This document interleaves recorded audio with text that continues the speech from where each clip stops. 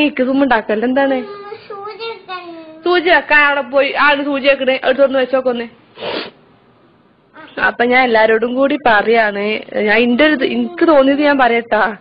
നമ്മളവിടുന്ന് നാട്ടിലായാല് മാപ്പിളാര് ഗൾഫിലുള്ളവരാണെന്നുണ്ടെങ്കിൽ നമ്മളത് കൊടുത്തയക്കി ഇത് കൊടുത്തയക്കി, അല്ലെന്നുണ്ടെങ്കില് കൈന് പൈസ ആക്കി ഇതിന് പൈസ ആക്കി, ഇത് കല്യാണത്തിന് ഡ്രസ്സ് വേണം പെരുന്നാൾക്ക് ഡ്രസ്സ് വേണം എന്നൊക്കെ നമ്മള് പറയില്ലേ.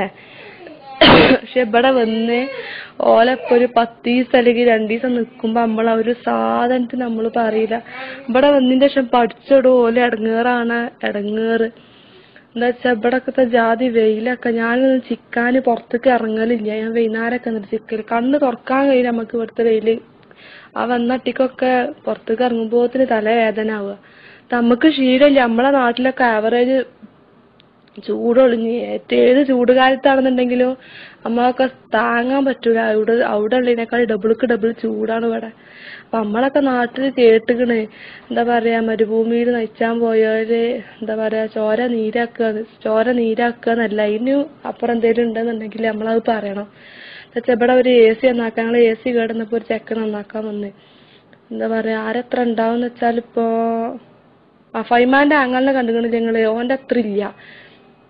എന്നിട്ട് ആ ചെക്കന് വെയിലത്ത് നിന്ന് ഇങ്ങോട്ട് 4 AC ഞങ്ങളെ ഈ റൂമിലെ 2 റൂമത്തി എന്താണ് സിറ്റ് ഔട്ടത്തി അല്ല 3 AC സിറ്റ് ഔട്ടത്തല്ല മറ്റേ ലിവിംഗ് റൂമത്തൊക്കെ AC 3 AC നന്നാക്കി ആ വെയിലത്ത് നിൽക്കാണ്. രാവിലെ 9 മണിക്ക് ആ ചെക്കൻ വന്ന ചെക്കൻ പോണ് വൈകുന്നേരമാണ്. ഉച്ചക്ക് ചോറൊക്കെ ഞാൻ ഉണ്ടായി കൊടുത്ത്. അപ്പൊ ആ ചെക്കൻ അപ്പൊ കണ്ടപ്പോ റബ്ബേ എനിക്ക് എന്റെ ആങ്ങൾമാരെ ഇങ്ങോട്ട് ഓർമ്മ വന്ന്. എന്റെ ആങ്ങൾമാര് ഞാൻ മരിച്ച എന്റെ അപ്പാനൊക്കെ ഇട്ട് ഓർമ്മ വന്ന്. ഓല് നാട്ടിലായാലും എന്റെ ആങ്ങളാരോട് നയിച്ചാണ്. ഇനി രാജ്യം വിട്ടു പോവുകയാണെങ്കിൽ നയിച്ചാണ്. എന്റെ ബാപ്പി ഈ രാജ്യത്ത് നിന്ന് മരിച്ചതാണ് നയിച്ചതുമാണ്. ആ ചെപ്പം ഞാൻ പറഞ്ഞു സിനിനോട് ഞാൻ വാഷിംഗ് മെഷീൻ തിരുമ്പിയിട്ട് ഞാൻ ചിക്കിയിട്ടില്ല, പുറത്തേക്ക് ഇറങ്ങാൻ കഴിയാത്തോണ്ട് വെയിലുണ്ടായിട്ട്. അന്ന് ആ ചെക്കന് ഈ വെയില് കൊണ്ടുകാണ്ട് എന്താ പറയാ നാട്ടിലെ 100 റിയാലിന് നാട്ടിലത്തെ 1200 ഉറുപ്പ്യക്ക് ചെക്ക ഒരു ദിവസം നയിച്ചാണ്.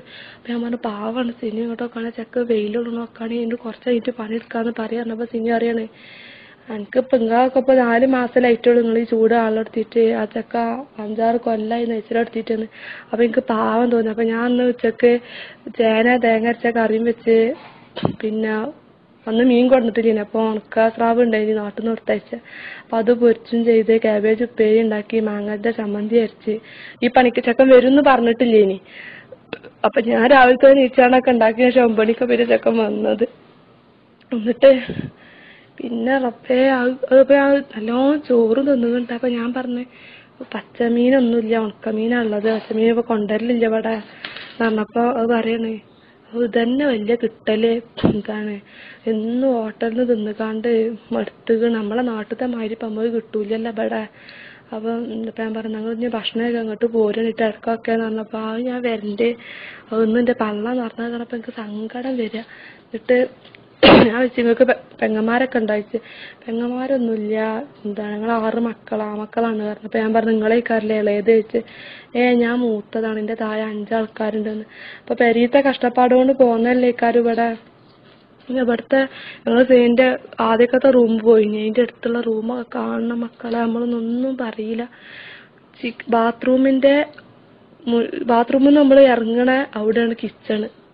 ആ ഒരു ഇട്ടാവട്ടത്ത് നിന്നുകാണ്ടാണ് ഓല് ഫുഡ് ഉണ്ടാക്കുന്നതും കിടന്നു അങ്ങോട്ടും സാധനങ്ങൾ അരിയുന്നതും വെച്ചുണ്ടാക്കണൊക്കെ ഞാൻ ഇവിടെ വന്നതിന്റെ ശേഷം അനുഭവിച്ചതാണ്. നമുക്ക് പാവം തോന്നും. ഇവിടെ വന്നാൽ എന്താ അറിയോ ഏത് മലയാളികളെ കാണുമ്പോൾ നമുക്ക് പാവം തോന്നും. ഓർക്ക് ഫുഡ് കൊടുക്കാനൊക്കെ നമുക്ക് ഇവിടെ ഞങ്ങള് വന്നിട്ട് 4 മാസമായിപ്പോ എത്ര ആൾക്കാർ ഇപ്പൊ ഇവിടെ വന്നു പോയി ഗസ്റ്റ് ആയിക്കാണ്ട്. സിനിന്റെ ചങ്ങായിമാരായിക്കോട്ടെ സിനിന്റെ കൂട്ടക്കാരായിക്കോട്ടെ എന്റെ കൂട്ടക്കാരായിക്കോട്ടെ എത്ര ആൾക്കാർ വന്നുകൊണ്ട് ഉച്ചക്കും രാത്രിയൊക്കെ ആയിട്ട് ഫുഡ് കഴിച്ചു പോയി. അപ്പൊ ഞാൻ പറഞ്ഞ എന്താ അറിയോ അല്ല ഇവിടെ വന്നതിന് ശേഷം പഠിച്ചെന്ന് പറയാ.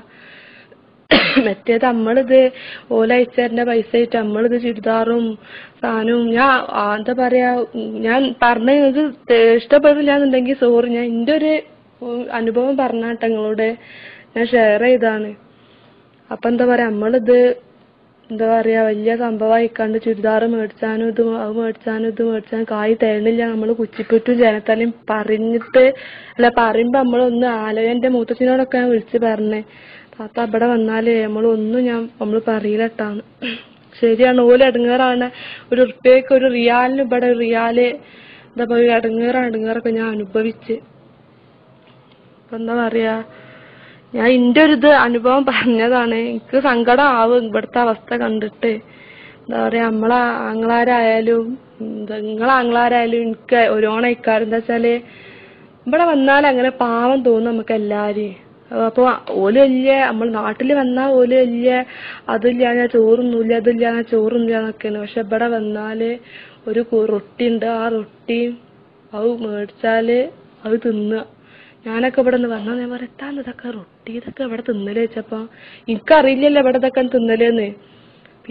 പിന്നെ ശീലായി. അപ്പൊ സിനി പറഞ്ഞേ ഇവിടെ ഇതാണ് ഇപ്പൊ ഇതുണ്ടായിട്ടില്ല, ഇപ്പൊ എനിക്കിപ്പോ നാട്ടിലത്തെ ഭക്ഷണം ഉണ്ടാക്കി തരുന്നത്. ഈ റൊട്ടി തിന്നുകാണ്ട് ദിവസങ്ങളോളം പരിപ്പും കറി കൂട്ടിക്കാണ്ട് തിന്നണോലുണ്ട്. അപ്പൊ എന്താ പറയാ, ഇന്റെ ഒരു ഇത് പറഞ്ഞാണ്.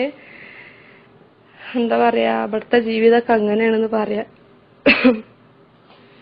ഈ മാപ്പിളാര് ഗൾഫിലുള്ളോല് ഇന്റെ ഒരു ഇത് പറയട്ടെ, ഒരു അഭിപ്രായം ഞാൻ പറയാ. ഈ മാപ്പിളാര് ഗൾഫിലുള്ള എല്ലാ പെണ്ണുങ്ങളും ഉംറക്കെങ്കിലും വന്നിക്കാണ്ട് ഒരു 4-5 വേണ്ട മണിക്കൂറുകൾ ഓലപ്പം നിക്കണം. എന്നാലും മനസ്സിലാവും ഓലെ ഇടങ്ങേറ് എന്താണെന്ന്.